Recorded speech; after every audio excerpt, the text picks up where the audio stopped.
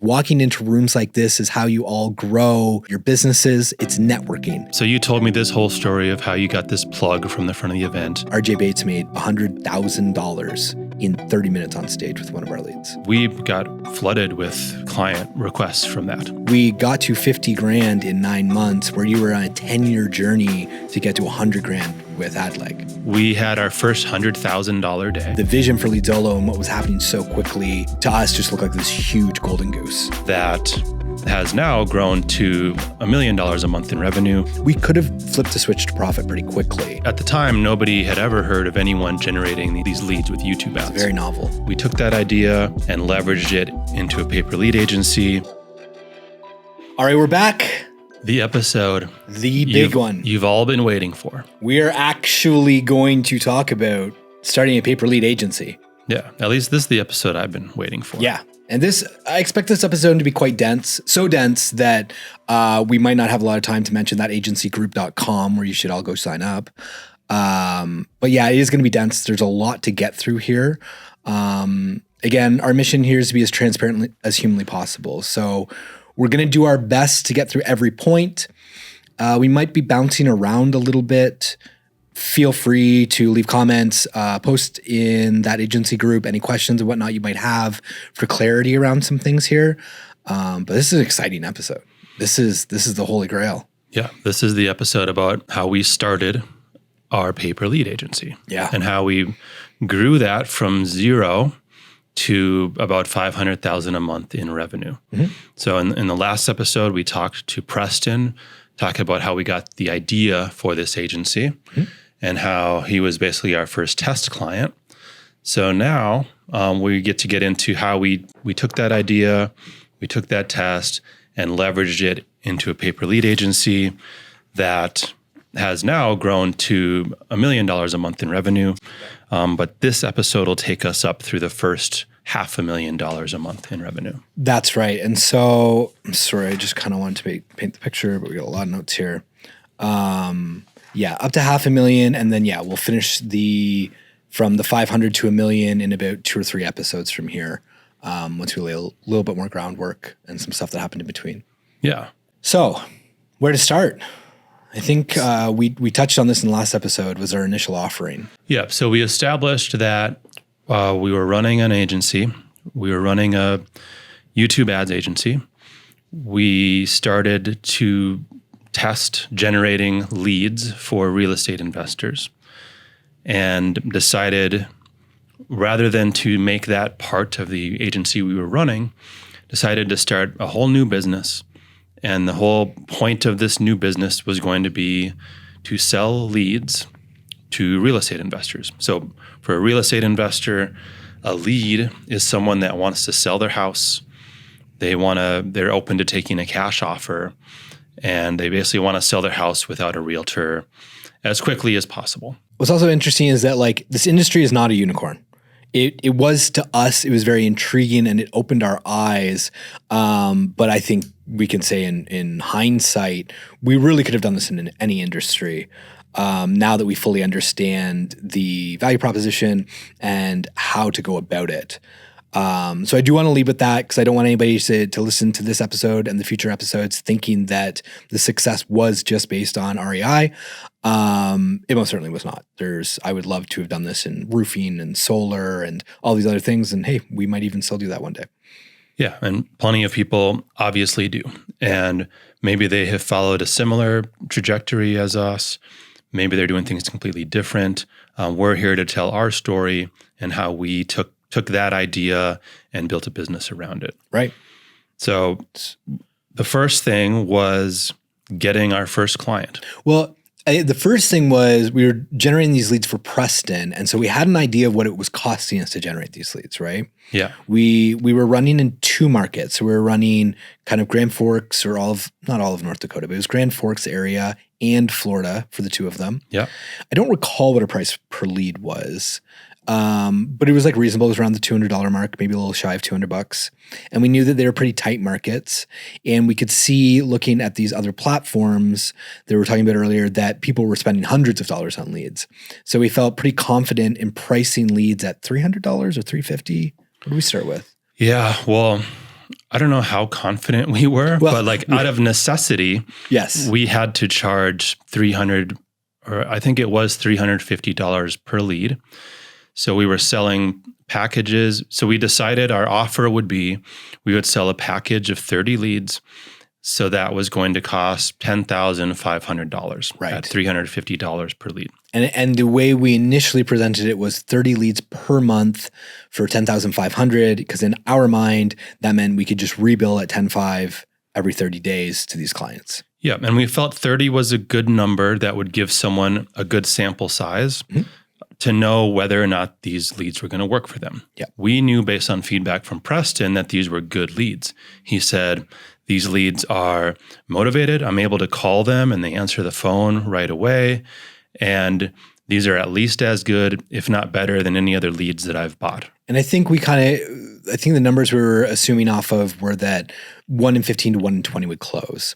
So at $10,500, they were going to get 1 to 2 deals a month out of that. And the average deal at the time was like $20,000. So we felt, again, doing some guru math and projecting, that these guys should at least double to 4x their money based on the quality of the lead and where we price them. Mm-hmm. And we knew looking at these other pay-per-lead platforms that people were paying that much per lead in some areas. So that kind of gave us permission to charge $350 per lead. And like I said, it was out of necessity. We had generated some leads for Preston. I think we were paying $100 to $150 to generate a lead just in ad spend. So we wanted to give ourselves a little cushion and figure maybe sometimes it would cost us $200 to generate a lead. Right. So we wanted to charge enough so that we would be confident that we could at least generate the leads at a profit. Yeah. And as we're talking about this, we didn't even consider at that time what a bad lead would be and what people would be refunding leads for potentially. Like if it was on the MLS or if it was a mobile home or if it was a spam lead. None of this had been worked into the equation yet. Nope. So that's where we went. So maybe I'll walk through the tech real quick, just kind of what I set up. Before we really were able to get a client, we had to figure out how we were going to do this. How are we going to target our ads to generate leads for this client that we were hoping to get? And then how are we going to get that lead to them and be able to know how many leads we sent them and make sure that they got the lead so they could call it right away. Right. So I did some research. I found basically a quiz funnel software that we could embed on a ClickFunnels page. So we created a landing page that was suitable, that was fine. We did some work on the copy and whatnot. We then created a lead form. I don't know where we even came up with the initial questions on the lead form. I think we just talked with Preston and it was what he thought was important. Yeah, we probably must have got feedback from him of what did these other leads look like that he was buying from other companies and the information he was buying. So when he bought a lead, with that lead would be the name and phone number and address of the homeowner. Right. And then it would be like, why are you selling your house? How soon do you want to sell it? What condition is the house in? All of these questions that help an investor know like what they're walking into and be able to get on the phone with someone and start to talk through a deal. Right. Yes. So created this little quiz form that collected all those answers. We embedded it on a landing page. And I'll talk about the softwares. We're not affiliated with any of these guys in any way. And if you keep listening to episodes, you'll see how our tech has evolved. So don't think of this as me promoting anything. I'm just going to be honest and give credit where credit's due and where we started. So we started with the quiz funnel we used was a company called LeadsHook. I literally just heard about them in a Facebook group. So we got that embedded on a ClickFunnels landing page, and it was very, very simple. So off the back of LeadsHook, I was able to put the leads basically into Zapier, where I could then do some automations. So basically what I did was I put it on an internal Google Sheet so that we could track all the leads that we were producing. I was able to set up on those Google Sheets, send the lead to a software called Lead Prosper. And within Lead Prosper, we were able to set up our clients. Were we using Lead Prosper right away? We were, yes. Okay. Yep. It was definitely the first thing. My memory is that everything was just going through Zapier and then just going right to the clients right away, and that we weren't actually using Lead Prosper. That's right. I guess that was after we had a few clients. So yeah, so I guess we would have set up a landing page separate for each client then. Yep, because we were setting up a campaign specific to each client. Yep. So we could manage it and manage the spend. So we set up this landing page. We had one Google ad account. We would set up, say the client was in Philadelphia. We would target Philadelphia, direct the traffic and add to that landing page for the client. It would then go through Zapier. It would go onto an internal Google Sheet for us to track, and we could set up some formulas so we could see how many leads they got and when they got them, so we knew when we'd fulfilled on the 30 for the month. I would then integrate that with their CRM and also give them a Google Sheet with the leads on it. The integration with the CRM was never that simple. That was a huge pain in the butt. But that's basically was what it was. And so for each client, we would just kind of duplicate that automation, duplicate that landing page, and duplicate and create another campaign within that same Google ad group. Yep. And the campaign had a tag that was passed through the lead form into Zapier to then segment who would get the lead based on the campaign that it came from. Is that how that worked? Yep. That was the first way that it worked, was one campaign per client, and all of the leads out of that campaign were going to that client. That was good. It was good. Now that you're explaining this, it sounds very complex, actually. Yeah, it does. It sounds more complex than it needs to be. Yeah, at the time, it was fine. It was cool. We were learning this. It was kind of neat getting it all set up. I think I want to talk about how we evolved to Lead Prosper here, because I don't want to get hung on this. That happened pretty quickly. Yeah. So very quickly, I can't imagine we had more than 5 clients before we evolved this a little bit. So what we ended up doing was evolving into a software called Lead Prosper. And so in the ad account, if we had a Philadelphia client, I would have a campaign for Philadelphia. If I had a North Dakota client, I'd have a campaign for North Dakota. But they would send all of the leads to the same landing page that had the same leads hook quiz funnel form embedded on it. The leads would then go through that into Zapier, and Zapier would send them to Leads Hook. Lead Prosper. Now, within Lead Prosper, we were able to set up filters. And what we did was we set up zip code filters. So the lead came in, if it was in the Philadelphia area where we had a client, it would distribute it to that Philadelphia client. If it came in a different area, it would go to them. And then that's how we were able to scale. So we didn't have to create different landing pages or anything like that. We would just, as we had a new client, we would just add them to Lead Prosper, dump in all of their zip codes that they wanted leads from, and just kind of turn on that targeting in the ad account. A simple nuance would be like if we had 2 clients in one area, the system was just told to round robin it. So it would just be an even distribution of the leads should they have overlapping areas. That did well for the first few clients. Right. And that was important because at first, we were targeting Philadelphia or wherever it was, and a good percentage, maybe 10 or 15% of the leads were not in Philadelphia. It was like someone who was in Philadelphia seeing the ad, but they had a house in Texas that they needed to sell. So at first, that Texas lead would just go to the Philadelphia client. They wouldn't know what to do with it. So that's why pretty quickly we integrated Lead Prosper, because now if the Philadelphia campaign generates a lead in Texas, the Philadelphia client doesn't even need to see it. And hopefully we'll have a Texas client who would actually get that lead. Right. And that's really where the birth of the idea came from, because we knew if we could generate enough clients where we had nationwide coverage, if we could run ads nationwide, our cost per lead would be so low that's where we would make profit. So we knew initially when we had our first few clients that even if we were breaking even at $300 a lead, that all we need to do is keep growing clients and keep growing geography so we could target bigger and bigger areas in the ad accounts, and our cost per lead over time would come down. And that was kind of where our focus was at that time. And why we were fine when we had our first few clients paying us $10,500 a month, and some of them cost us $9,000 to fulfill on because lead costs were so high. Some of them cost us $12,000 to fulfill on because lead costs were so high.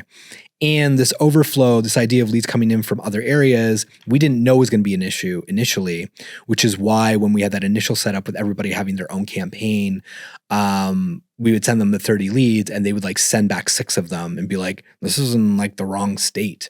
And we're just like, oh man, what do we do with this? We didn't think about this. We didn't think there was going to be shrinkage in our product when it came to delivery. Yeah. So a lot of leads were just going in the garbage. Yeah. Which again was like we knew and hoped eventually we would just have clients in all these areas to take everyone else's overflow leads essentially. But at first they were just going in the garbage. We literally had nothing better to do with those leads. Preston, the whole thing kind of started in January, I suppose, with Preston. I know that's when we registered the LLC. May was when we got our first client. So May would have been around the time Preston started posting about this in Masterminds. Yeah. And I'm pretty sure we got our first like 3 or 5 clients right away. Yeah. We had a good handful of people that saw Preston's posts. Mm-hmm. He was basically just talking about these deals that he had done. And all he did was mention like he got these leads from LeadZolo. He got them from YouTube ads from LeadZolo, mm-hmm. Yep. Which at the time nobody had ever heard of anyone generating these leads with YouTube ads. It's very novel. There was SEO, there was Facebook ads, other stuff. The YouTube ads aspect of it was novel, so that's what got everyone to like perk up and ask him, "What do you mean you got these leads from YouTube ads? How are you doing that?" And then he would make the introduction to us. Yes. And so I think actually we only had 2 or 3 clients right away. And that was in May, moving through May. And so we actually hired our first employee in June because Preston had success. We very quickly got our first couple of clients at like a 5-figure per month, payment. We still had AdLeg. So we were still doing that. And again, we just, the vision for LeadZolo and what was happening so quickly was just, to us, just looked like this huge golden goose. Yeah. And it seemed like we just wanted to get clients as fast as we could because we still had all these out of area overflow leads that were just going to waste. Yeah. So the sooner we can reach a critical mass here of being able to sell most of these leads, the smoother everything is going to go. So we hired our first employee, Adam, in June, and he started doing sales calls with me and managing the clients. So by September, we had 6 clients on the books. Mm-hmm. So we're probably making $50,000 a month at that point. Would be my guess. Yep. And kind of how we brought Adam on, and our first idea was that the salespeople would bring a client on, and then they would continue to manage that relationship. Right. Which is basically how it worked for a while, especially because we were only bringing in clients who were paying us $10,000 a month. So the idea was keep them happy, make sure they're getting the leads they paid for, and then get them to renew and buy another package of 30 leads. Yep. So we saw it as a very high touch situation where we wanted that relationship to form and we wanted the salesperson to keep basically reselling that client. We'd also like told ourselves too that there's no way like our cost per lead is going to be less than $150 once we get to critical mass. So these people that are paying us $10,000 a month, we're going to be grossing $5,000. So we're going to be making a lot of money. We can commission these sales reps really, really well. And so our first comp structure was very heavy towards the sales rep. Yeah. So it's really interesting because we were going back through the numbers, kind of preparing for this episode.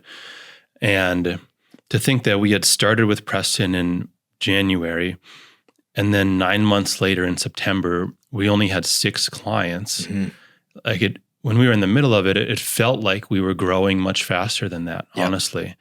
But looking back, that was the reality, is that we really only got to 6 clients by then. Yeah. I mean, we were running 2 companies, and I think that's probably where our rose-colored glasses came from, where we thought this was growing. And I think we were looking at revenue too, right? So we got to $50,000 in 9 months, where you were on a 10-year journey to get to $100,000 with AdLeg. Yeah, that was another big part of it for sure. And AdLeg was still doing $100,000 a month, and now we suddenly were doing $50,000 a month just in pay-per-lead sales with 5 or 6 clients. Yeah. In this time, we're learning about the industry. We're learning a lot about the industry. Turns out it is a very event-centric industry. These guys just love going to events and hoorahing and let's all get rich and all this kind of stuff. So that October, we found online that there was an event. Where was it?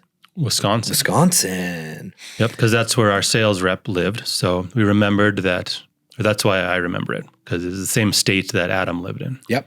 And it was organized by Tony Romero. Shout out to Tony. He's a good buddy of mine. And now, certainly not at the time. So we got VIP tickets for Adam and I, and Adam and I flew to that event. And it was interesting. We got VIP because like we knew that there was going to be a lot of newbies in this industry and a lot of kind of newbies at this event, and they were not our target. Our target was like the people who could spend 10 grand a month on ads and advertising. So we knew that there was either going to be the VIPs in this room. And I don't know if we knew going into the event, but certainly when we got to the event, really it was the guys on stage that we wanted to talk to, because they're the ones with the large operations, because they were basically showboating what they could do on stage. And that's what was inspiring everybody who paid to be at that event. First speaker hadn't even gone on. So Adam and I are there. We know very little about the industry. Adam didn't know anything about REI coming into this either. So we've signed up 6 clients. We knew Preston. We kind of knew our clients and what they're saying. Never been to an event like this. We had no idea. So we kind of walk in very interesting dynamic. We're kind of shy, not really talking to too many people. And then they're like trying to hustle us into the room because the speaker's going to be starting soon. So we walk in, and I'm a front row kind of guy. So like I grab Adam and I'm like, well, let's just go sit in the front up here. There's a couple of seats. So we go and sit, and this guy just kind of walks up, really well dressed, all groomed and looking good, and just sits beside me and goes, "Hey, what do you do?" And we're just like, "Oh, we do YouTube ads for real estate investors, and we sell leads." And he's like, "Oh, really?" He's just like, "How'd you get into YouTube ads?" I was like, "Oh, interesting you asked." And I started talking about ad leg, because at that point I didn't have a big talk track for LeadZolo. But I knew I could lean on ad leg because it was a successful agency. So I was like, "Oh yeah, I run this agency where we did YouTube ad for webinar funnels. And then we've, recently been starting to work with wholesalers, and it's been really, really successful." And he goes, "Really, for webinar funnels?" He's like, "Do you know Sam Ovens?" And I just laughed. I'm like, "Well, I know of Sam Ovens. Like, we definitely people that he has taught and gone through his course, we run ads for. Like, the Sam Ovens clients are our perfect clients. So like we know of him and Dan Henry." And I just start name dropping, of course. And this guy was like blown away. He's just like, "Yeah," he's like, "I'm making a course right now, and I'm in quantum with Sam Ovens. It's so cool that you guys do this." Right. And it was just kind of left hanging for a minute. And I was like, "Oh, that's cool." And then everybody gets in, and Tony's walks up on stage. It's like, "Thanks, everybody. Please have a seat. Aaron Bevins is going to come on stage. He's going to be emceeing today, and he'll introduce the first speaker." And as Tony went to walk off stage, the guy beside me pats me on the shoulder and goes, "Oh, I guess it's my time," and goes and walks up on stage. So it turns out it was Aaron Bevins who I was talking to. And the literal first part, his opening message to the whole group was, "Everybody here, I want to applaud you for being here, because walking into rooms like this is how you all grow your businesses. It's networking. Networking is the number one thing that'll get you there. Like, for example, these 2 guys up here in the front run YouTube ads for real estate investors and work for big guys like Sam Ovens, and you should be working with these guys." So we just got this huge plug. It was definitely inflated. Just because he just sat beside us so definitely serendipitous, lucky, I guess you could call it. Yeah, well, you were in the room. I was in the room. Yep, you put yourself in the room. Yep. And I had the conversation. I wasn't, I was willing to say what we did, and we just got along. Aaron and I just really got along, and Aaron and I now have a relationship because we've interacted many times since then, and it was phenomenal. And so off of that, I don't think we got like a client specifically from that. We met RJ Bates there. And so we got our first conversation with RJ Bates.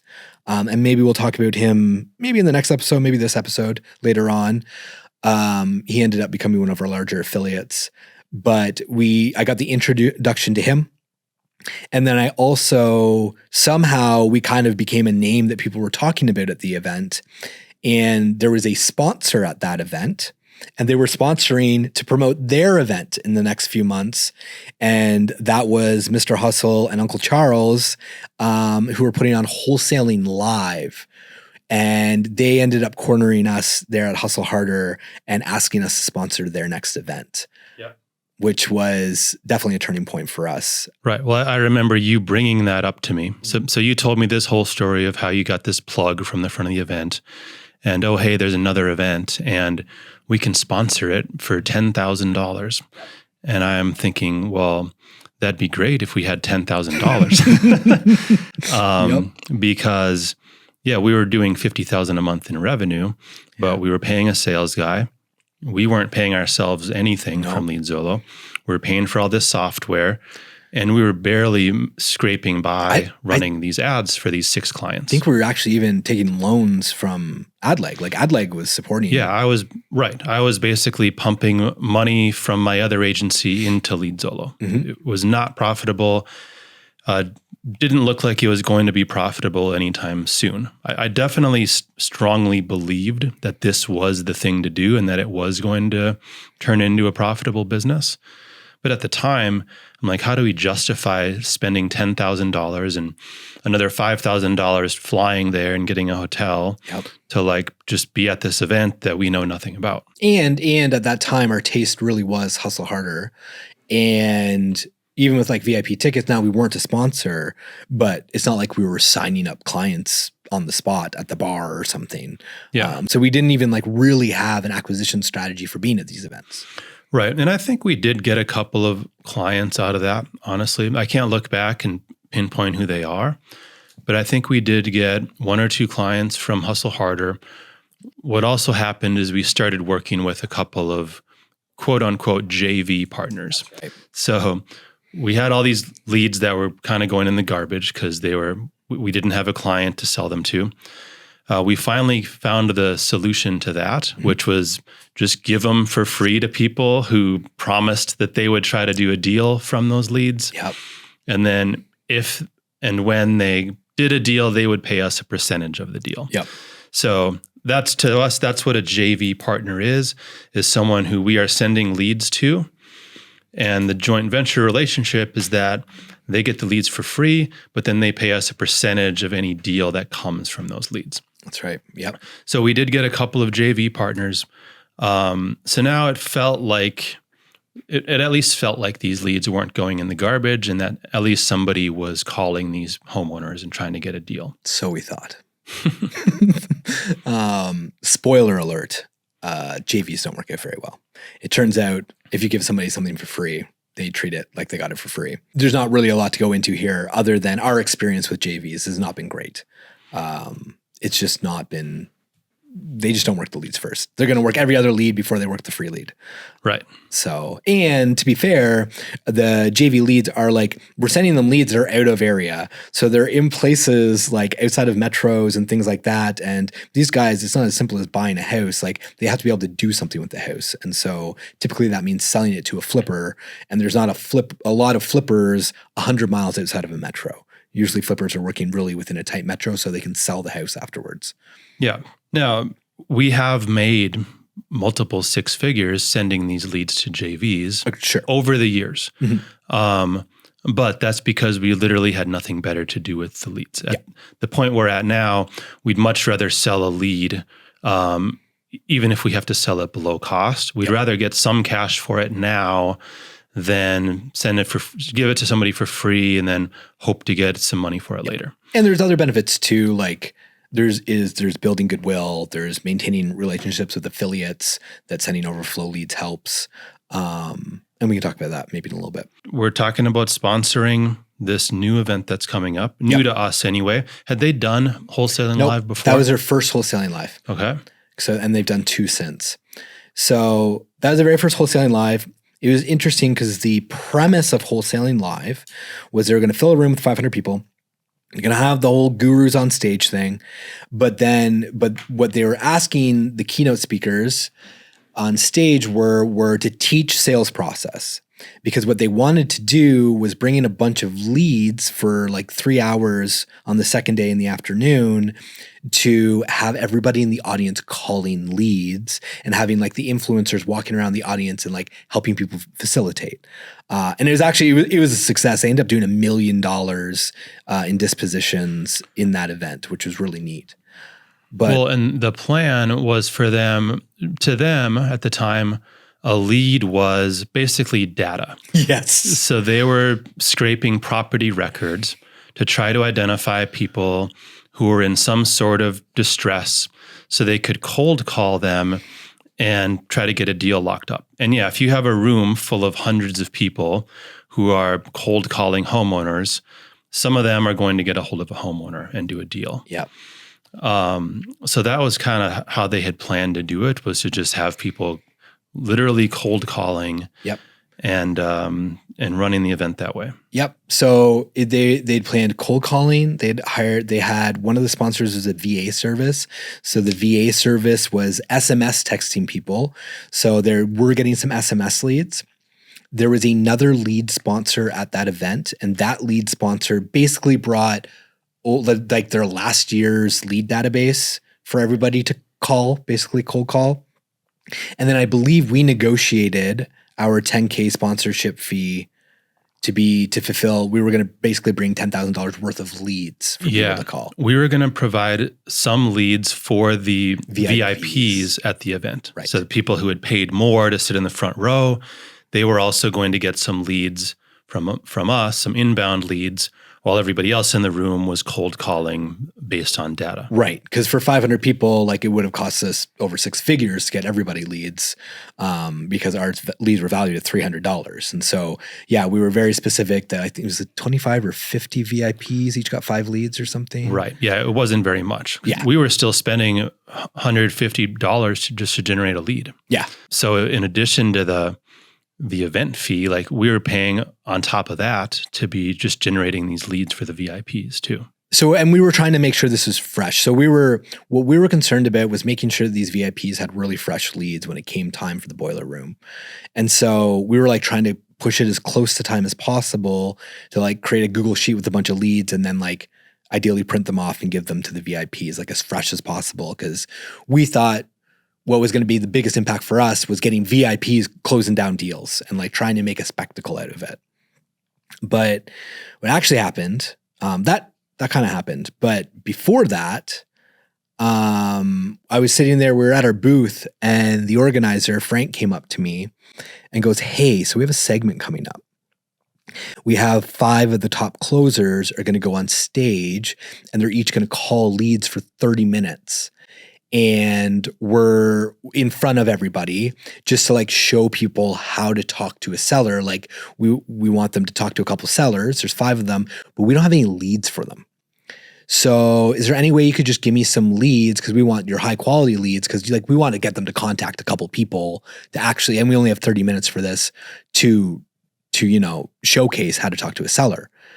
And I'm like, Frank, like, you and I, we're spending money. I'm like texting you, you're in office, kind of like trying to manage. We're spending more money that day than we've ever spent in our life, trying to make sure that the VIPs get some lead. And now Frank's giving me, I think it was an hour and a half warning about these influencers going up to try and do this live lead session on stage.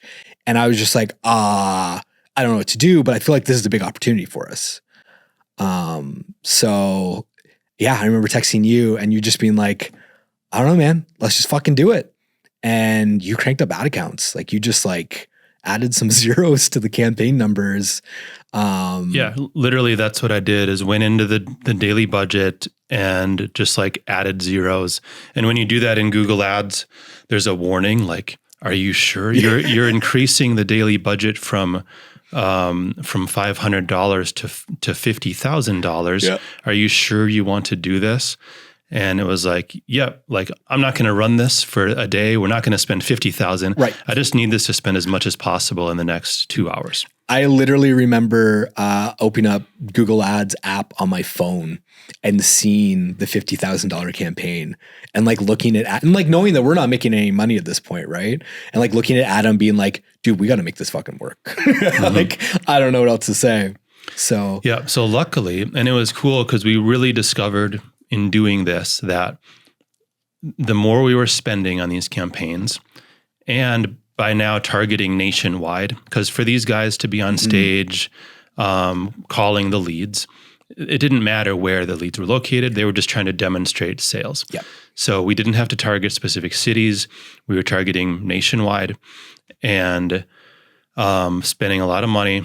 And in doing so, our cost per lead came down quite a bit. So that was kind of the first taste where we could see, yeah, if we're targeting a big enough area and spending enough, our costs are going to come down on these leads. Maybe someday we won't have to charge $350 a lead to make this business work. This is happening. The time's clicking. I'm sweating, right? Because I'm thinking about all the money we're spending. I'm already feeling insecure about like the VIPs and their leads. Like, what if nobody even got a hold of a seller during that event? And now it's going to be us, our logo on stage with 5 of the biggest gurus in the industry, and me standing on stage with them, handing them sheets of papers of leads. Like, again, what if nobody contacts anybody? Like, I never felt more vulnerable in my entire life in my cute little plaid shirt. I remember very distinctly for some reason. So yeah, it happened. I went to the hotel. I got them to print the Google Sheet like 5 minutes before going on stage. I printed like 5 copies of it and just kind of like circled chunks on each piece of paper so each person knew which chunk was theirs to call, and went up and handed it to the gurus. And there was actually 6 people calling. Now that I remember, there were 6 people calling. It was like five men and 1 woman, right? Yeah, it was something like that. And yeah, it was a 30-minute segment. And if you'll believe it, in that 30 minutes, 5 contracts were sent. So it's not even that people were contacted. It's that people were contacted and offers were made on stage. Contracts were sent from stage. Contracts to buy properties. To buy properties, as in they negotiated they contacted, negotiated, got verbal yeses, and sent 5 contracts. 1 was signed on the spot. Another one was signed in the hall just after. And 1 was signed and dispoed. So RJ Bates III, the person that Adam and I had met at the first event, who was like a guru in his own right in this industry. He's a big influencer. He was on stage calling these leads. And in that 30 minutes, he got a hold of a seller, negotiated with the seller, sent the seller a contract, got the contract signed, and then sold the contract to a buyer in Brooklyn, New York, and got a 6-figure assignment fee. So RJ Bates made $100,000 in 30 minutes on stage with one of our leads. And it was the biggest proof of concept. Like, it was incredible. I literally felt like a rock star on stage. Like, people were screaming and jumping up and down. RJ's like hands in the air, waving around this belt. I didn't realize there was like this big gold belt they got. And there's all social media. There's all these clips on social media blowing up. If you actually go to leadsolo.com right now, one of probably the main video on the page is still clips from that event of this actually all happening. And then because we update our website so often. And the testimonials from all the other closers who had closed these deals. So we went at that point having 6 clients to sponsoring this event and being freaked out. And now 6 of the biggest influencers in the industry literally just made money with us. And our logo's like on a banner at this huge event, and I'm sending pictures to my mom. It was unbelievable. Yeah. It was incredible. I don't even know that we could replicate that, like, if we wanted to. Yeah. A lot of pieces just kind of fell into place for that to happen. Yeah. It was the right event at the right time with the right influencers on stage. And even the concept of what was happening with them calling leads on stage was novel. That was not a regular thing. It became regular after that moment, but that was not a regular thing in that time. Yeah. So talk about a dramatic demonstration. Yeah.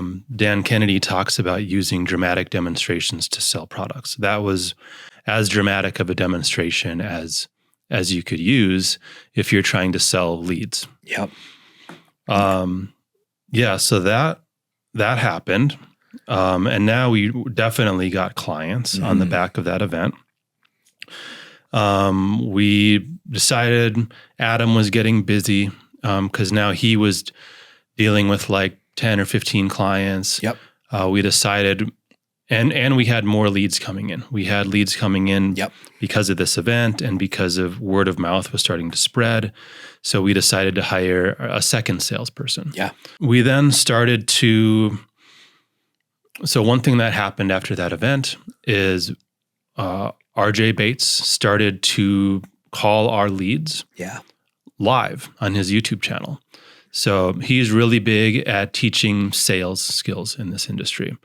So to do that, what better way than to actually call sellers and operate his business, because he runs a real estate investing business.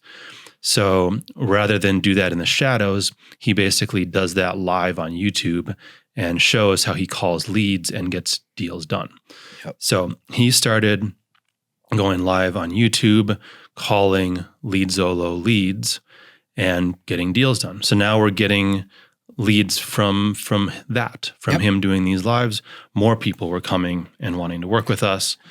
And he was teaching a model of virtual wholesaling, which was good for us because the virtual wholesalers wanted nationwide leads. Yes. So we were able to give discounts on the leads, like $150 or something, and we were able to start targeting nationwide, which brought our cost per lead down. Yeah, because really, I think Drew alluded to it earlier, but some of these clients, we'd sell them a package of 30 leads for $350, and it was 30 leads a month. So the expectation was they would have their 30 leads within 30 days. And in some areas, we were just struggling to generate leads. Even cities you wouldn't think of that had a lot of people. I remember specifically Kansas City was a market we just could not generate leads in. Yep. It was costing us $500 to generate a lead that we were selling for $350. And especially when we were trying to generate that lead within 30 days. So now, because we're 20 days in and we've only generated 10 leads, now we're trying to spend even more money to try to fulfill on this order before the 30 days runs out. So that was really the biggest challenge with some of these first clients, is that we were having a really hard time consistently generating leads at a consistent price. So now having all these virtual wholesalers and a lot of them doing deals nationwide really helped with that, because now we could run nationwide campaigns. Some of the leads from those campaigns would be in areas where we had a client. Mm-hmm. So if that was the case, the lead would go to that client in Kansas City first. If we didn't have a client in that area, then it would go to one of the nationwide customers. Yep. And we tried to get, fancy with it and try different things. Like we would do like big radiuses around where we had clients to try and like get more of a ratio into like the $300 lead price. And we tried a few things. Yeah. So by the end of that first year, we had about 30 clients, 30 pay-per-lead clients who were active. We'd probably had another 5 or 10 who had bought leads from us at one point and weren't active anymore. Right. But we were still having an issue making money.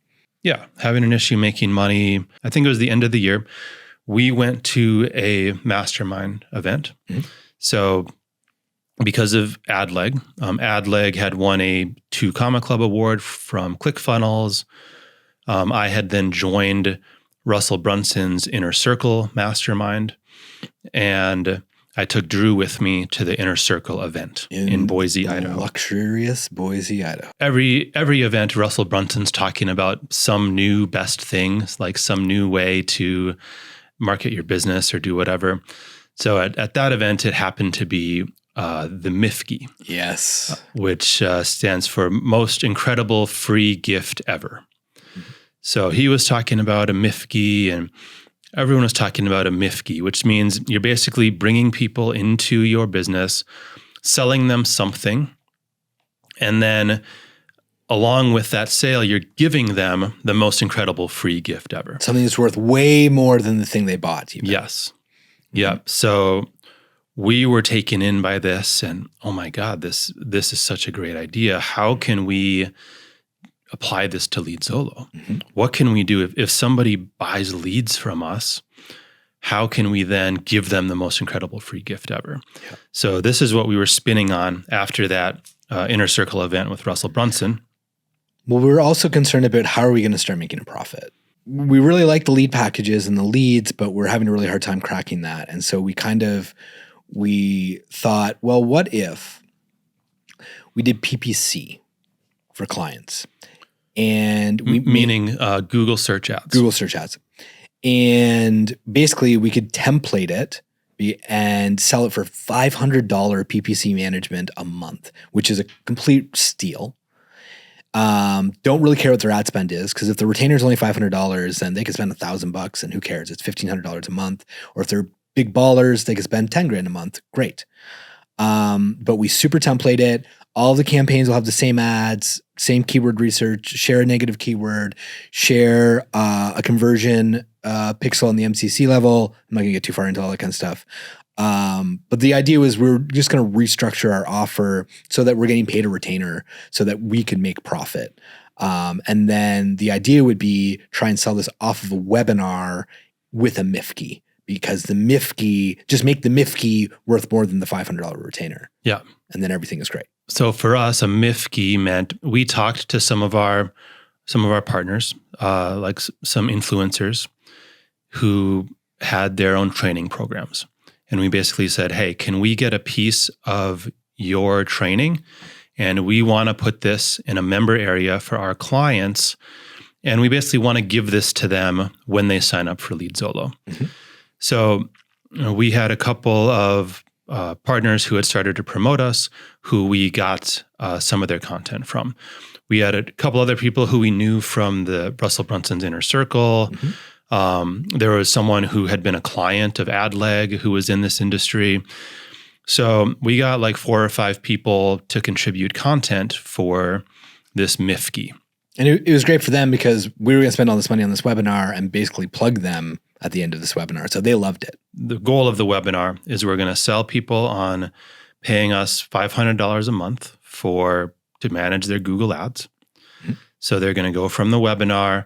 They're going to make a payment that also triggers a monthly recurring payment. Mm-hmm. So from the webinar, they're signing up for a $500 per month service. And when they do so, they're also getting immediate access to the MIFGE. Yep. And then logistically, like what Adam and John were doing was after they signed up and paid on a ClickFunnels page, they'd be directed to a call where Adam and John would like walk them through setting up a Google Ads payment profile and then basically handing off that account to a VA who was going to start building the campaigns. Yes. So naturally, that inspired the greatest salesman ever to come out within me. And I found that I really liked doing webinars. I really enjoyed them. I think I was really good at it. I think the offer was really good. It gave me an opportunity to just be like high energy Drew, which is a mode I like to get into. And we signed up 139 clients in 4 months. So let's talk about like where this traffic came from. Yeah. So the first 1 or 2 webinars you did, you basically came in as a guest mm-hmm. for people's masterminds. Yep. So they would have a coaching program that meets once a week. Okay, this week, Drew Carroll from LeadZolo is going to come in. Mm-hmm. So you came in, did the webinar, which I guess like what's kind of the rundown of the webinar? The rundown of the webinar was, so what was very prominent in the industry at that time was cold calling.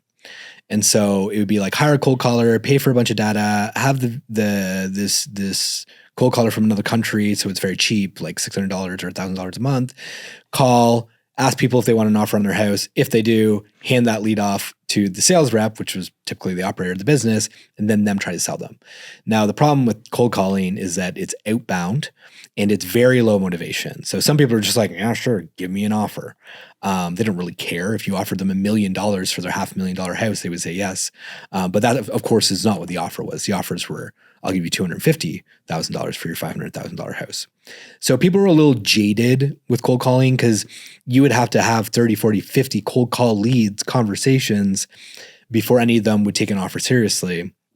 Where with inbound, we had some metrics at that time where we knew we had about a 7.5 to 10% contract rate. So we knew that inbound leads from Google Ads or YouTube or whatever converted significantly higher. So my whole webinar was basically showing people what the cost of their time was and really pushing on the pain point of them talking to unmotivated leads from cold callers and how if they transition to inbound leads from pay-per-click or Google Ads, that they cost more, but your cost per deal and your revenue per hour worked was significantly higher. And it resonated really well. People really, really liked the messaging and the presentation around that.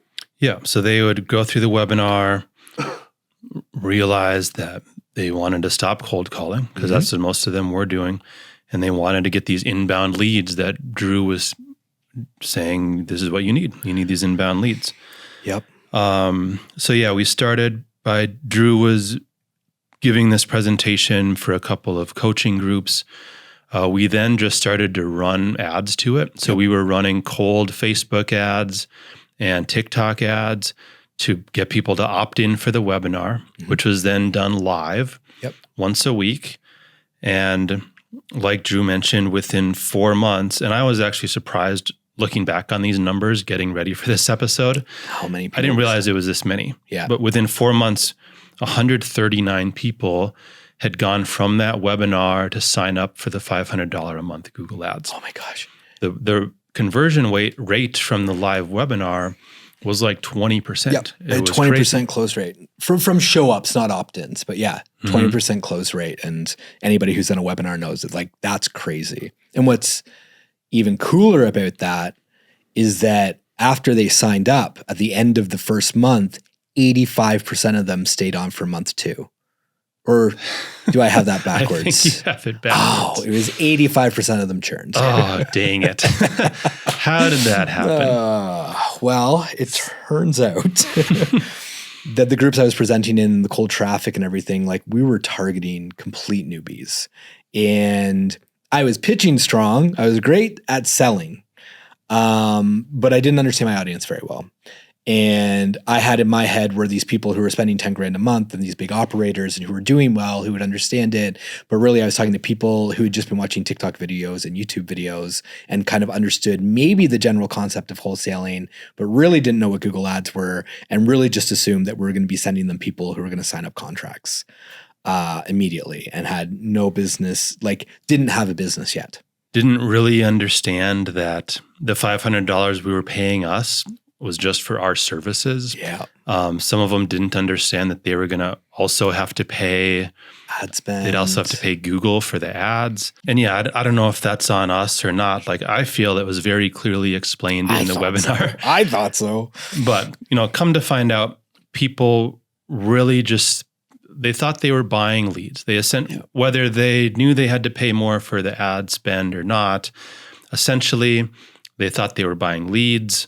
And they weren't getting as many leads as they thought they were buying, basically. Because we'd run these campaigns and maybe they were only spending $500 or $1,000 a month on their Google ads. Well, now between that and what they're paying us, they're spending hundreds of dollars per lead. Yep. And maybe only getting a handful of leads in the first month. Yep. And because they're not experienced, they're not going to get a deal from their first 6 leads. And now they're wondering, well, why am I going to spend another $1,500 next month for 6 more leads and maybe not get a deal still? We realized that the churn rate on these clients we were signing up from the webinar was just crazy. Like almost everybody was churning. Yep. Like the majority were churning within a month. Most people didn't make it to month 2. And then it just went down from there. Oh, and it was even so good. Like we even increased prices. Like we started, it was like $4.95 a month. And then we even went to like $9.97 a month. And like we were still getting 20% conversion rates. Yep. But people just didn't stick. Yep. But luckily, during that time, Lead Prosper, the software we were using to distribute and filter the leads when we were doing the pay-per-lead model, had been making a lot of updates to their software.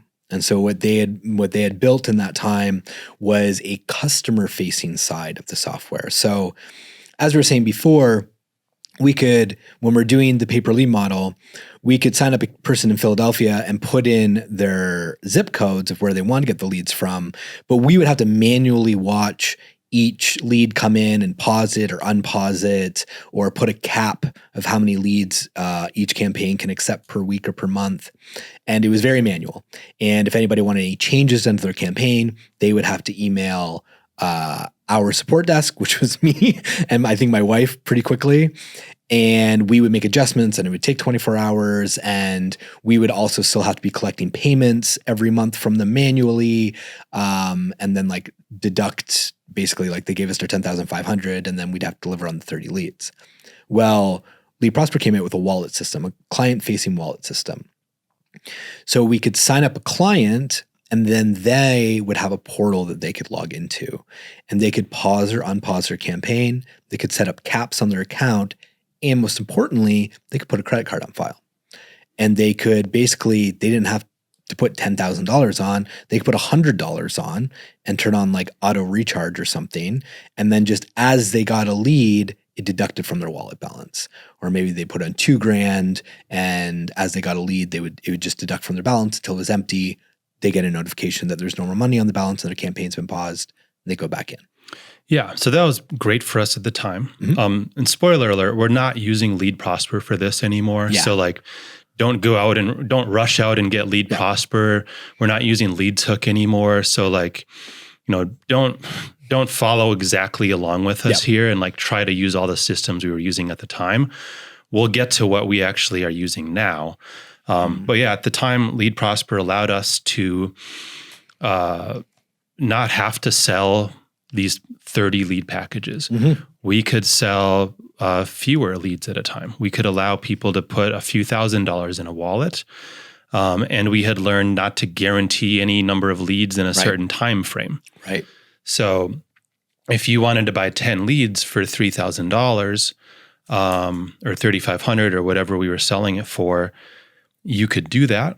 You could put $3,500 in your Lead Prosper wallet. And whenever we generated those leads for you in your area, you would get them. It might take a week. It might take 3 months. Which took the pressure off us for ad buying. And now we weren't like setting up these campaigns to target each person's area. We just had one campaign. And so if we had somebody in Kansas City, we were targeting Kansas City, but we weren't like trying to push 10 grand into Kansas City. We just let the algorithm do its thing. And if it got a lead a month out of there, it got a lead a month out of there. So be it. And it distributed the ad spend to where it could get leads based on whatever our target cost per acquisition was at that time. Yep.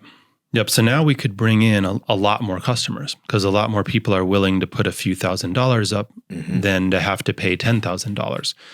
So we're bringing in a lot more customers through our sales process.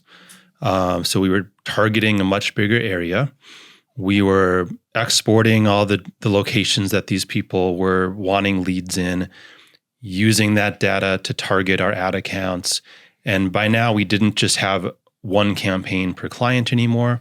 We just had these big campaigns that were targeting all of the locations where we had clients. So that allowed us to bring our lead cost way down. Yeah. And we were able to sell leads for a lot less. So we actually started selling leads for $149. Yes. That doesn't mean you're going to get all of the leads you want for $140, but it means if you put money in a wallet and you want leads in this area, then whenever we get a lead in that area, we can sell it to you for $149. That's right. Yeah, it was great. And we took that offer and we made a package, a 6-lead package for $894, and we started to sell that off the webinar. Yeah. And it was good, but the problem is that our cost to get people on that webinar started going up. And $894 for a 6-lead package, like we still had a big expense on that. Like it probably still cost us $500 or $600 to fill in that $900 order. So like our profit was only $300. Yeah. And like we had a lot of expenses. And I don't think they were going through the sales reps at that time. So at least we weren't paying a sales commission.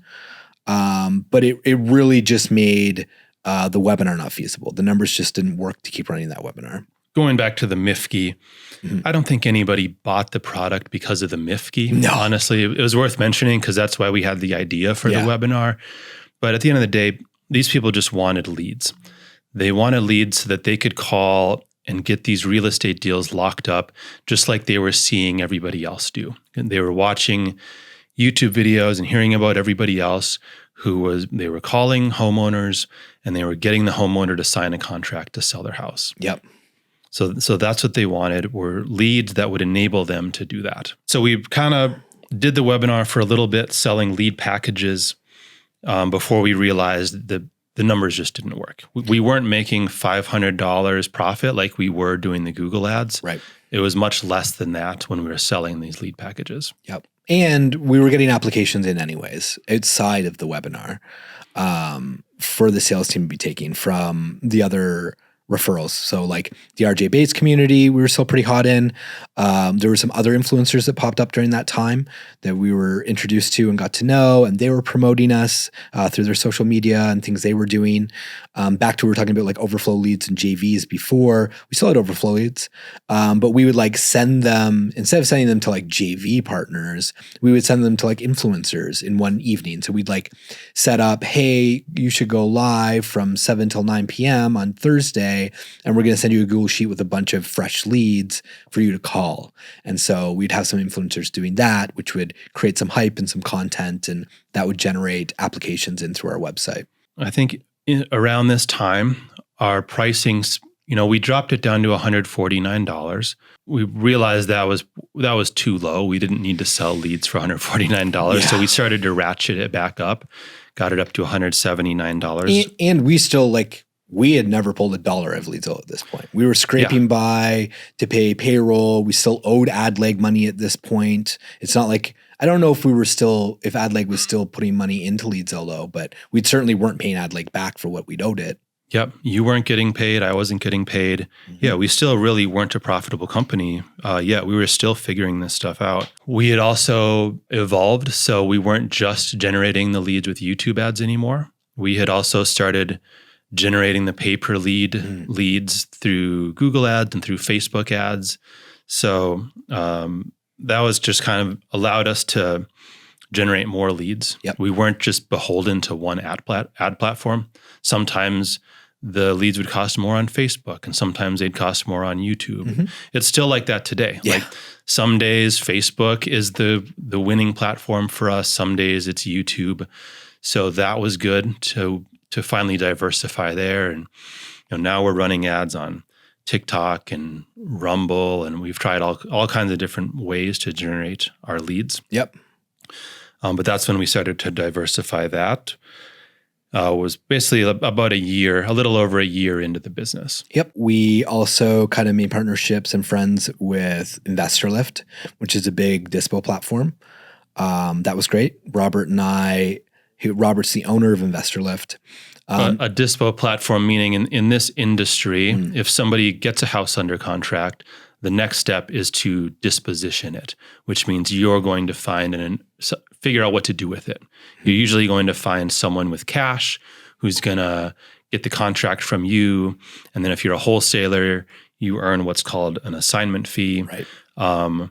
Which is basically your cut of the deal. Yep. For connecting the cash investor with the homeowner. Yep. So InvestorLift helped wholesalers sell their contracts for an assignment fee. And they have a lot of clients. They're very high-end software. They really work with the higher-end wholesalers. So that was a good partnership. We got a lot of great clients through InvestorLift and still do to this day. Have a great relationship with them. In July of 2023 now. So this is a year and a half in. Yep. This is basically, July a year prior, we had 6 clients, not even. So now this is 1 year later, and I don't know how many clients we had by now, but close to 100 or more. I think we must have had more than 100 clients by now, because we had the 139 Google ad clients. Right. But we've continued to bring on the pay-per-lead clients the whole time. Right. So even though the Google ads clients were just fizzling out because we weren't selling that anymore and they were churning at a quick rate, we had over 100 pay-per-lead clients by now, from 6 to 100 clients in about a year. And by no means like the original pay-per-lead clients, like these, not 100 at 10K a month by any means. Yep. Like these guys were anywhere from spending a couple $100 to a few grand, up to 10 grand, I'm sure, a month with us. So July of 2023. Yep. So June, I would have been introduced to Elijah. Okay. Yep. From RJ.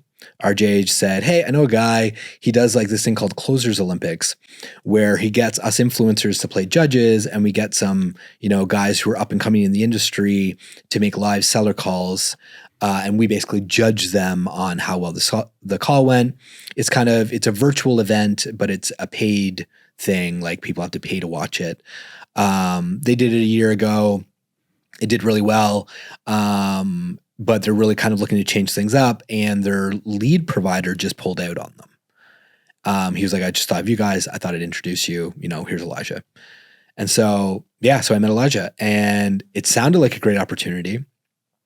It was an opportunity for us to basically pay for a sponsorship of an event with leads again. In the way that we obviously like it. We know at this point that demoing our product was what sold it.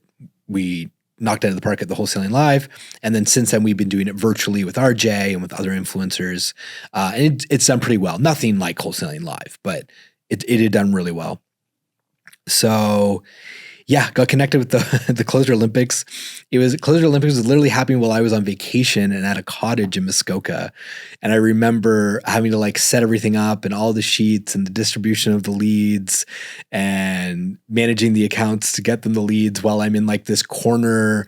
It was late at night because they were Mountain Time and I'm in EST. So it was like dark out. I'm in this like spare room of our cottage with crappy Wi-Fi cutting in and out, but it went off. I did my interview part. The Wi-Fi was great. Technically, I had everything set up so they're getting the leads. And what we didn't realize, and so we just kind of assumed that this is how this went. What we didn't realize was the year before, the whole thing was structured by people sending in leads for the closers to call. And so it was actually uncommon for a closer to even talk to a seller in this event. It was more of a prospecting event than anything else. It was more of a try and get a seller on the phone. Well, now that they had our leads, every single seller or every single closer spoke to a seller within minutes. And so every single one of them got to go through a sales process. Most of them ended up giving offers. And it was a knock out of the park. The judges, of course, being influencers, some of whom we had not met yet, were absolutely blown away by the quality of leads. The closers were blown away by the quality of leads. Again, closers were operating businesses at this time, so they turned into clients very, very quickly. And the organizers of the event were also wholesalers and investors, and they were very, very excited. So again, by having good relationships, by looking after an affiliate really well, RJ, he made a connection to Elijah, and then we just overperformed for Elijah and this whole event, and it was another kind of breakthrough moment for us. Yeah, and I don't even think we realized, I certainly didn't know how big of an event this was going to be. No. Because this was just an online virtual event. Yep. They had preliminary rounds for this on YouTube that anybody could watch, where they kind of allowed people to win a spot on the main stage.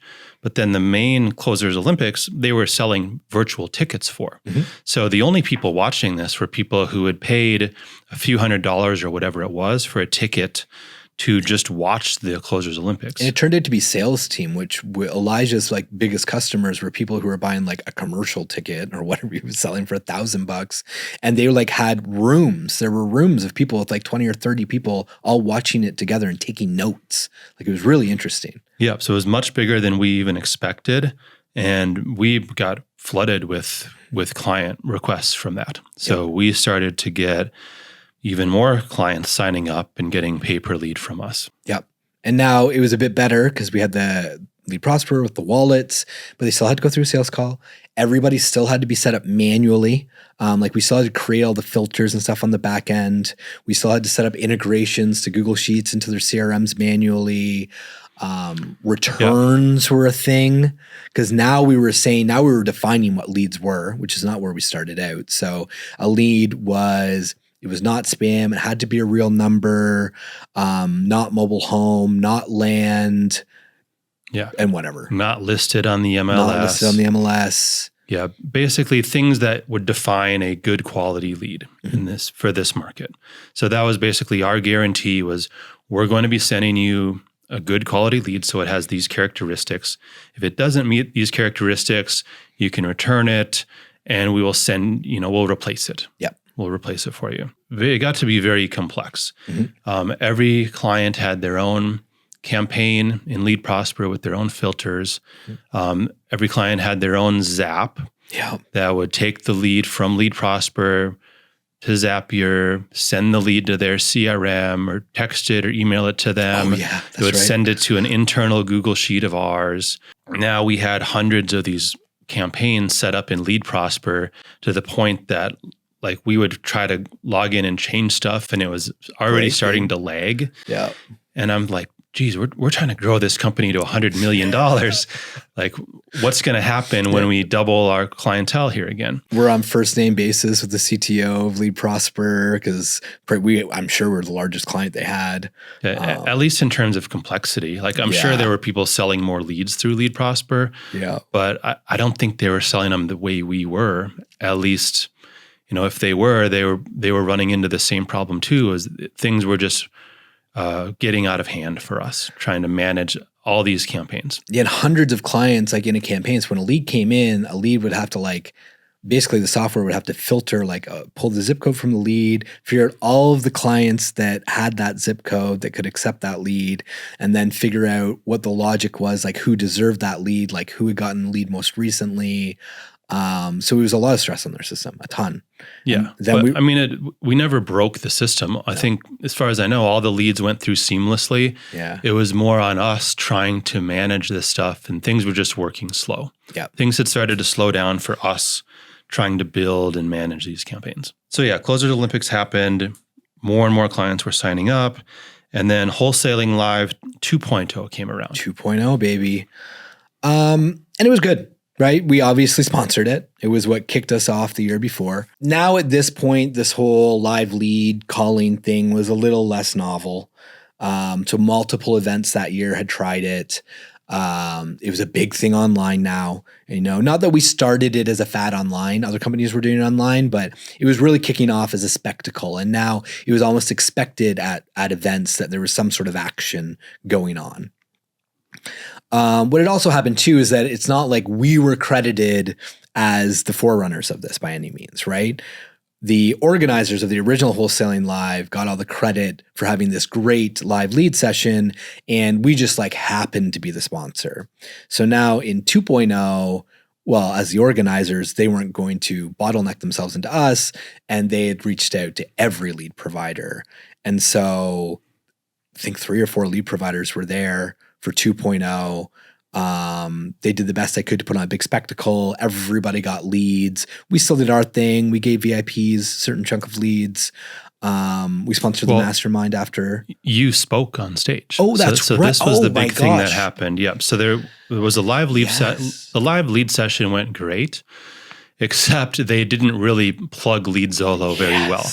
So all of the leads that people were talking to were LeadZolo's leads. Yeah. But throughout this whole thing, they were plugging 1 or 2 other lead providers also. Yeah, because they were sponsors. Yeah. So nobody really knew that the leads that people were talking to had come from us. Yeah. They assumed that we were just one of many. So we were starting to become commoditized. Right.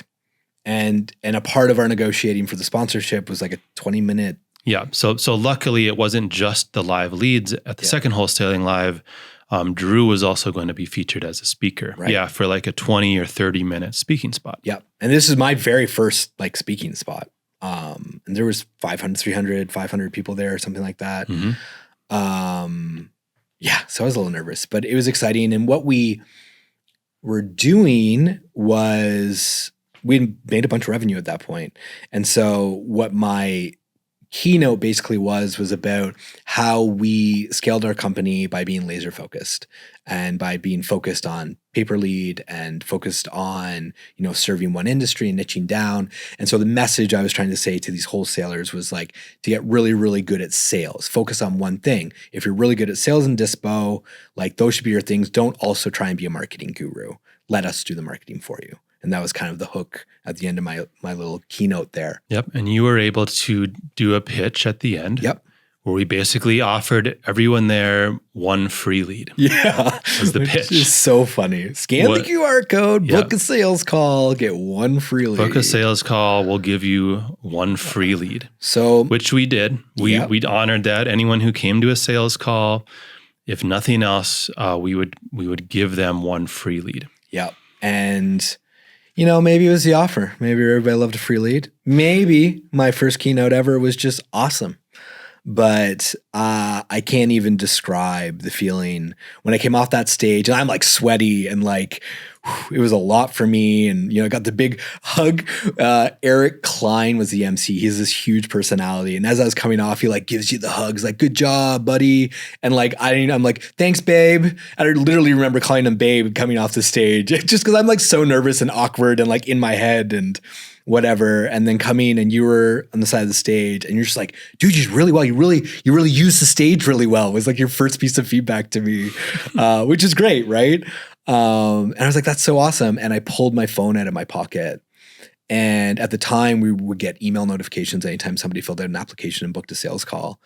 And like, this is 30 seconds coming off stage, like literally a hug of Eric, a 1-line feedback from you, and looking at my phone and just the endless scroll. And I think we booked 75 book calls. It was over 100. It was over 100. Over 100. So we're scrolling through your email, and every single email was notifying you of a new sales call that was booked. Yeah. It was unbelievable. It was something like I never experienced in my life. Yeah. So that was cool. Yeah. Not a huge conversion rate on those sales calls. No, everybody got their free lead though. But we still did well. We signed up a good number of clients from that event. Clients kept coming. We kept growing.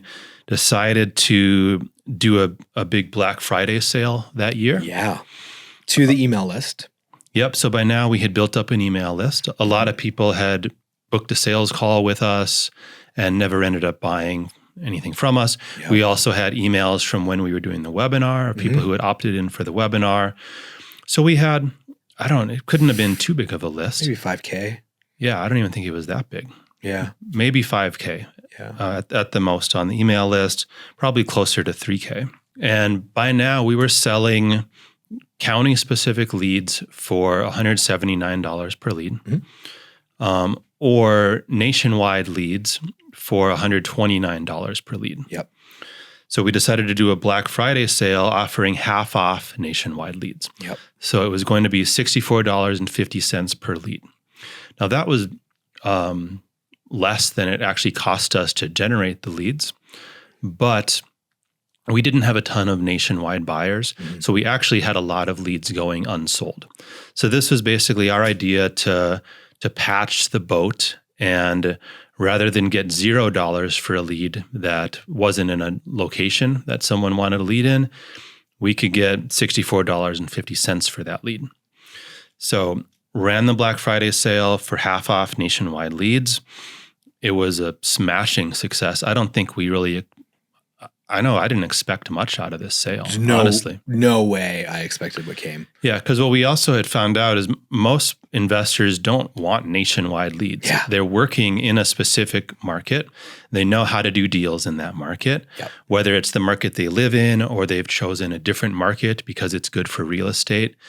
Because the hardest part of a deal is the disposition, is actually figuring out what to do with that deal.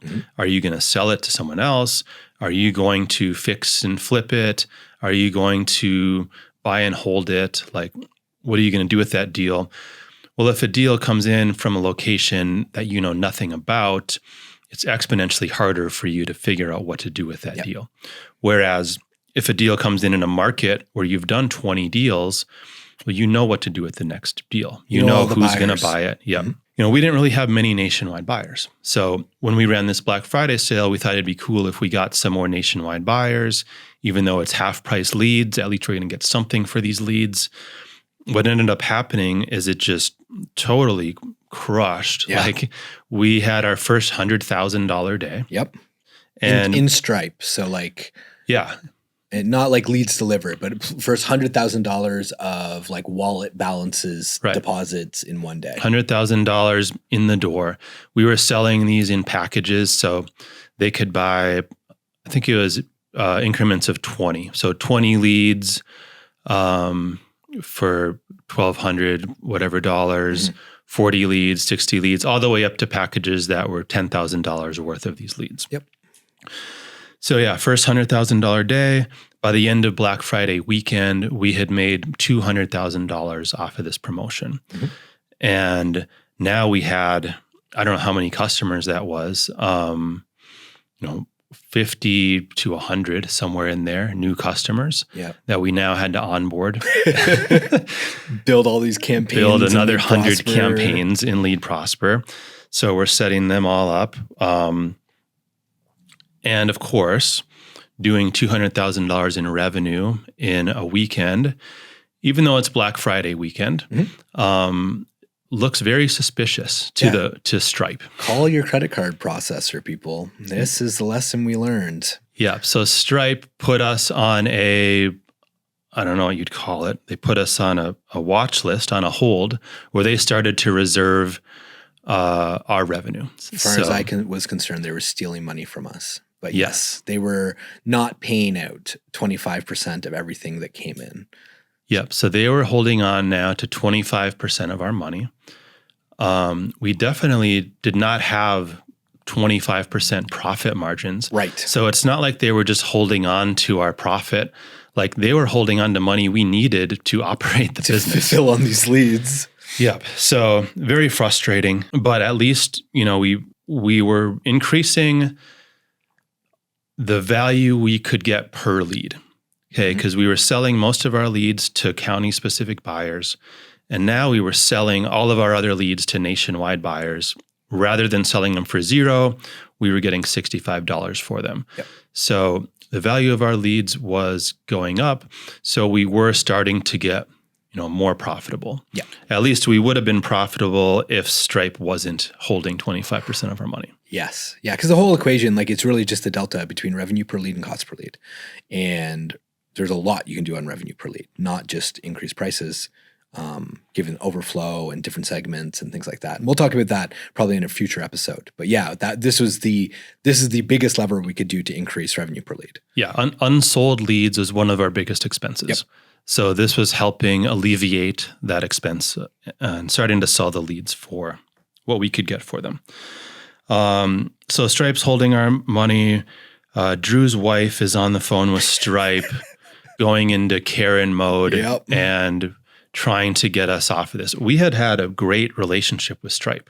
Very low dispute rate. Yeah, we had a really low dispute rate for our industry. We hardly had any disputes, not even just for our industry, in all of Stripe. I looked at their documentation and it was like a 0.5% dispute rate or something was their kind of threshold.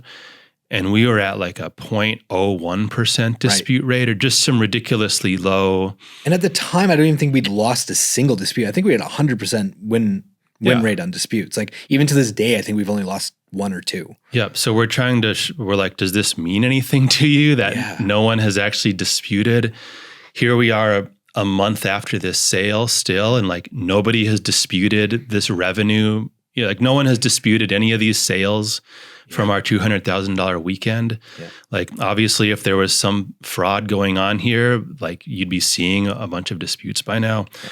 None of that mattered. No.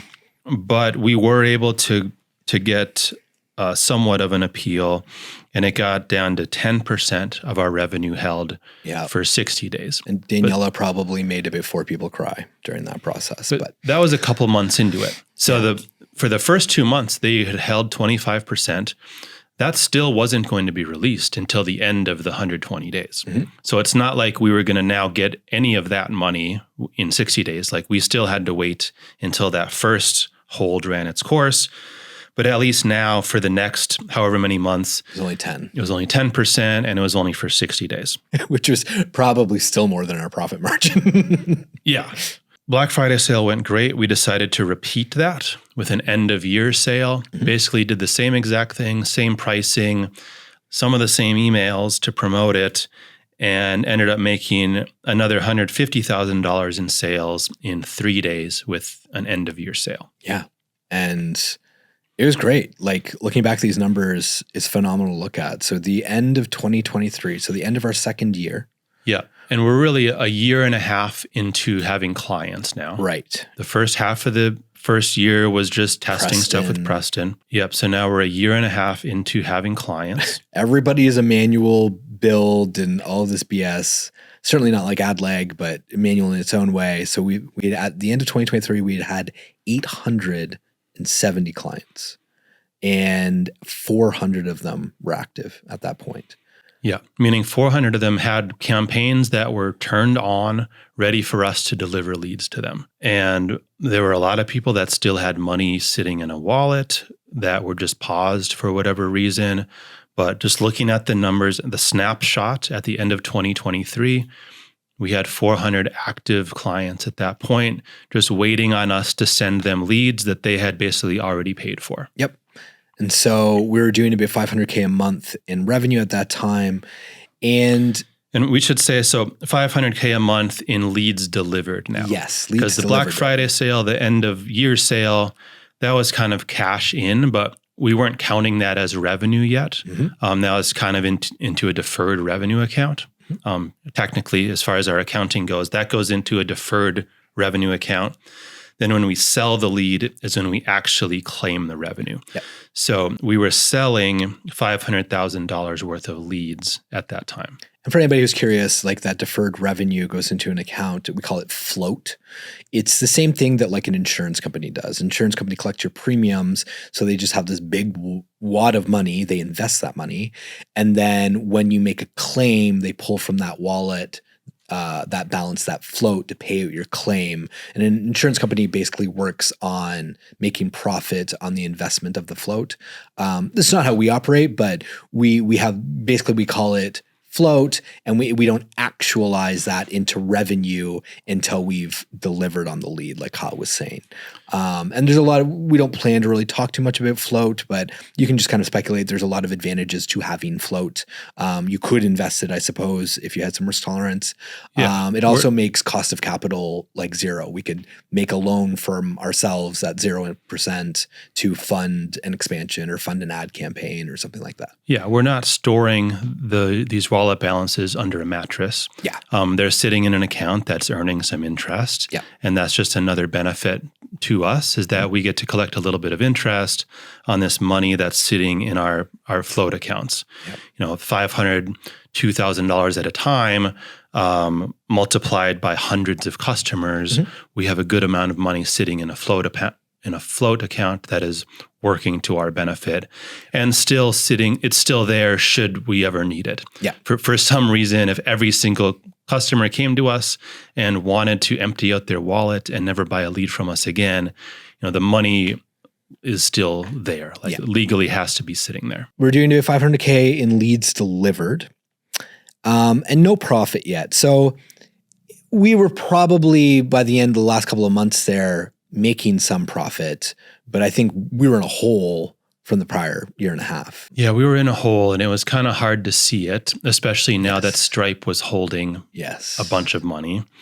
So yeah, we still, as far as our profit and loss statement was concerned, we did not make money that year. So we lost money the first year, lost money the second year. And even those last couple of months with the Black Friday and the end of year sale, I think we probably still lost money those months. Like we weren't quite turning a profit yet. Maybe we were just starting to turn that corner because we were starting to hit that critical mass of having enough customers that we could run big enough ad campaigns and have limited amount of unsold leads. And really starting to get things optimized better so that we were actually starting to make some profit. And we also knew too, like we were chasing growth. Like it's not like we were totally pulling our hair out and didn't know what to do and this is a sinking ship. We knew like at any moment we could have like really simplified things. We could have increased cost per lead. We could have slowed down media buying, delivered less leads, but more profitably. Like we could have flipped the switch to profit pretty quickly, but we were really focused on growth. Yeah. There was always that emergency lever. But the sooner we pulled that emergency lever, growth would stop. The growth would stop. So emergency lever gets pulled. We stop growing because now we have to really focus on, a handful of clients, and we can't spend as much money on our campaigns. We're not able to sell as many leads. We're not able to keep as many clients happy as we would like to, because if a client isn't getting leads, they're not going to stick around for long. Like the client needs leads. So we wanted to keep delivering on all of the leads that clients wanted from us. And to do that, we basically were running at break even. What was something really interesting was happening during this time. And the feedback was coming from support desk. And it was that we had so many clients that we had multiple clients in the same areas, so in the same counties. And so we would constantly be getting these emails from clients being like, we want more leads, give us more volume. And, we'd respond like, we don't create demand, we just capture demand. And like, there's only so many leads. And like, there's 6 of you guys in Harris County and it's a round robin. So you only get 1 in 6. And we'd always get the reply back, well, can I just pay you more money per lead to give me all the leads? Like, we are competitors. I understand that you're trying to treat everybody fair, but we are competitors. I want to be competitive. Can I pay you more money so you don't send leads to my competitor? Right. And it was really interesting to hear this. Right. Because we were like, we'd love to do that, but this other competitor already paid us for leads. Like they're waiting to get leads for this price. Like we can't just start selling you all of the leads for more. Yeah. Like, what are we going to tell them? Like, oh, sorry, I know you already paid us this money, but if you want leads, now you have to pay us more money. Yeah. So there was really just no way for us to do that. Except we knew some companies operated on a bidding system. Yeah.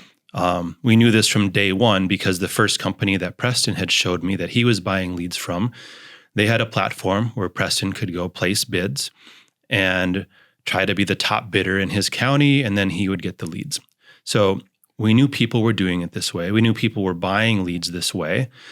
We just didn't know how to do it because Lead Prosper didn't have that feature where clients could go in and place bids. Mm-hmm. The company that Preston showed me, I'm pretty sure they just had their own custom developed website because we couldn't figure out how they were doing it. Like they weren't using a software like Lead Prosper as far as I know. No. I was looking through the source code on the website. Like we were doing everything we could. Yeah. So as far as we knew, we couldn't, there wasn't a software that did this. Finally, we did find one. Yeah. It actually turns out 2 of our competitors were using a third-party software. But we didn't really know of these 2 competitors very well. And their software was very gated. Like you had to go through a sales call to get into it, I think. Oh no, because I somehow got into one of them. But anyways, it was prehistoric. Like the software did not look good, but it had the functionality that we were looking for, which was that somebody could come in, pick the county they want, and bid how much they'd be willing to pay for a lead in that county. Yeah. And that also would remove us in this Lead Prosper situation where we're like setting up all these zip code filters and all this kind of stuff because this software was looking after all of that in a hands-off kind of way. Like there was no back end to it. So that was super appealing, very appealing. I did find out what the company was. I'm not going to name it. Did not have a good experience with them. We signed up. We signed up. We were ready. We knew this was the next step. Mm-hmm. By now, Lead Prosper was so laggy for us. Oh. Like we could barely set up a campaign for a client. So now we were going through deleting all the old campaigns that we could find from clients who weren't active, but then like they would want to re-engage with us and then we'd have to go set up their campaign again. Yeah. Or even just current clients being like, get rid of this county and add this county. And like, it's not like it was a couple clicks in the back end. It's like we would have to go use this third-party tool, put in the counties they want. It'd give us a list of 700 zip codes. We have to copy the zip codes and paste it in. That's not even true. You ended up building that system yourself. Oh my gosh. Yeah, we'll talk about that in a future episode. Okay. But yeah, so we knew we wanted to transition into more of a self-serve bidding platform where not only could customers come in and select their own locations and kind of fill in their own information, but they could also tell us how much they were willing to pay per lead. Mm-hmm. And if one person was willing to pay more per lead than the next person, we could send it to the one person. And it was going to be totally transparent where you'd be able to see what the highest bid was. So if you weren't getting leads and someone else had a higher bid than you, like it was no secret. You knew why you weren't getting leads. And you knew as a client that if you wanted leads, you'd have to pay more because someone else was paying more. And of course, some people aren't going to like that, just like some people didn't like that they couldn't place the highest bid. Yep. Other people didn't like having to place the highest bid because they just wanted the leads for as cheap as they could get them. Yep. But we obviously saw the benefits of being able to sell leads for more. So by now, we had increased our pricing a couple of times. We'd gone from $149 to $179 per lead, and then to $200 per lead. Mm-hmm. And then by the end of the year, we were at $250 per lead. Yep. Older clients had been grandfathered in, so they were still paying $200 or $179 per lead. But now new clients signing up were paying $250 per lead. They could put on enough money for 10 leads at a time. I think that was probably our minimum, was $2,500 for 10 leads. I'm sure we had a promotion where if they were to put more money on, they'd get some extra funds added. So they were getting kind of a better deal. But clients were paying $250 a lead at that point. And we knew, just having seen other platforms, that people were going to be willing to pay a lot more than $250 per lead in some of these areas. Yeah. So we wanted to be able to give them that opportunity. And then once that happened, once we had people buying leads for $300, $400, $500 in some of these areas, now we could really ramp up our spend in those areas and target those areas more aggressively, and then generate even more leads in those areas for people. Yep. Signed up for this software that you found that was going to allow clients to come in and bid. And we knew the competitor of ours who was using that software. Yes. And we basically told the software company, because it wasn't like an out-of-the-box software. No, it was like I don't even know what the foundation was, but it was like, here's the base model. Now you tell us what you want us to build on top of it. And then they bill you hourly for the build out. Yep. So we were paying them to develop their own software for us, basically, to develop the features we wanted. Despite the fact that you said, okay, we know this is a client of yours. Yep. We just want our software to do exactly what theirs does. We want it to look exactly the same way. Like, whatever you've done for them, let's copy and paste that over here, and this is what we want. And their response was, I had to go item by item, and that they could not just duplicate the instance because that was their custom build. Yep. So, and that is what it is, I guess. Like, if, that's how their business operates, is that I guess it's fair, right? Yeah. Someone else paid them all this money to get this custom development. They're not just going to give it to us just because we happen to know who did that. Which is stupid, because we would have paid for it. We would have, yeah.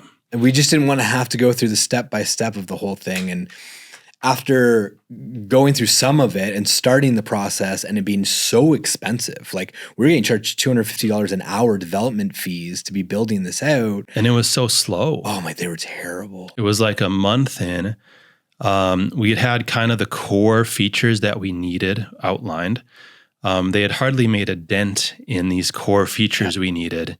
And it was like, my God, like, they called it self-directed onboarding. So like, they didn't even like reach out to me to like book the next call or anything. I always had to like reach out to them and be like, where is this at? And where is this at? And certain things had to go through a ticket. Certain things had to be done on a call. It was insane. Yeah. So we abandoned that after about a month. Well, because we came to realize with the cost of it and our time involvement in this was just like, well, why are we paying them to develop their software? You already knew a developer who you'd worked on projects prior with AdLeg, which probably isn't worth talking about.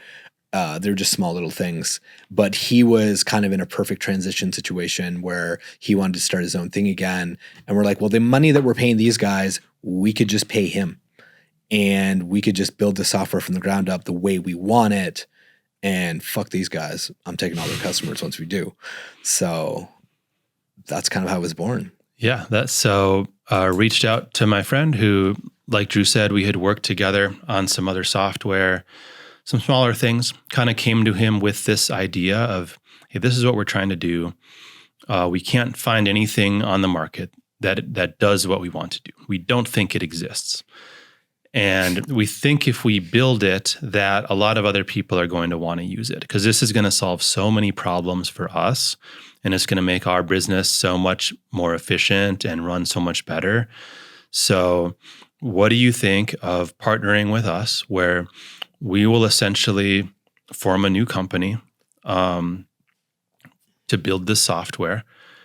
LeadZolo will fund it. We would basically pay the developer's salary. So we didn't have to like spend $500,000 up front to fund the software. We just had to basically add the monthly salary of a developer into our expenses. And what do you think about this? Partnering with you on this, and we're going to be the main test client. LeadZolo is going to be the alpha client, figuring out how to do all this. And then once we get it working, now we can let other companies know about it and let other companies come on and use it. So I don't want to get too much farther, because in a couple episodes, we're actually going to be talking with the developer about that software, which is our software called Juiced, which you can go learn about at usejuiced.com. But we'll tell you a lot more about it in upcoming episodes. We'll talk with the developer. We'll get into a lot of the specifics of how LeadZolo is using that software and how it enabled us to go from $500,000 a month to $1 million a month in revenue. Profitably. And how we turned the corner and became profitable because of it. Yeah. And how even once we plateaued at $1 million a month, then we were able to utilize features of this software to increase our net. So just like we were talking about in a previous episode with ad leg plateauing and then making the business more efficient in order to increase the net profit, we did the exact same thing when LeadZolo plateaued at $1 million a month. But largely how we made the business more efficient was through the software Juiced. So excited in the next episodes to get more into the details of that. Talk to Nolan, who's the developer on that project and our partner on that project, and tell you all about Juiced. And if you want to skip ahead, again, just go to usejuiced.com and you can learn about that tool. You can also join that agency group like we keep talking about, because we will be talking about Juiced a lot in there and the applications of it. So do go to that agencygroup.com. That what agency group? That agency group. That agency group. That agency group. Thatagencygroup.com. That.com. And because that is what we'll be talking about a lot. We don't, we were quite genuine at the beginning of this podcast. We talked about that we're not going to sell anybody a course or a mastermind. We do just want to have a community and help agencies scale. And we passionately believe that agencies need to have Juiced because it'll make you a lot more money. That's coming up, our conversation with Nolan. The next episode, though, we're going to talk about my experience selling my other agency. So at this point in time, once LeadZolo had 400 active customers and we were doing $500,000 a month in lead sales, we were still running AdLeg. And AdLeg was still doing $100,000 a month, basically. So, of course, now I'm kind of thinking like, well, what should I do with AdLeg? AdLeg was still paying all the bills. AdLeg was profitable. Paying my salary, your salary. LeadZolo was doing $500,000 a month and not earning profit. So that's a hard way to run a business. And neither of us were getting paid from it. If we wanted to be paid, we'd be losing a lot of money on LeadZolo. So AdLeg was still paying the bills and was still a great business. And I wasn't ready to just close it down. Really wanted to focus on LeadZolo. Drew wanted to focus on LeadZolo. So made the decision to start to think about selling AdLeg, and then eventually made the decision to sell AdLeg. So in the next show, we're going to talk about that and what that process was like. And that'll be kind of the end of us talking about AdLeg and talking about the other agency, because once that was sold, now all of our focus has been on LeadZolo. And there's been no looking back, which is great. So we'll go through that. We'll talk to Nolan, and then we'll get back into story time about LeadZolo and talk about how we went from 500 to 1 million, and Juiced and how that really helped us facilitate, as well as other things. It's not just Juiced, of course. Yeah, there's a lot of cool things to come. Yeah, we will see you in the next episodes.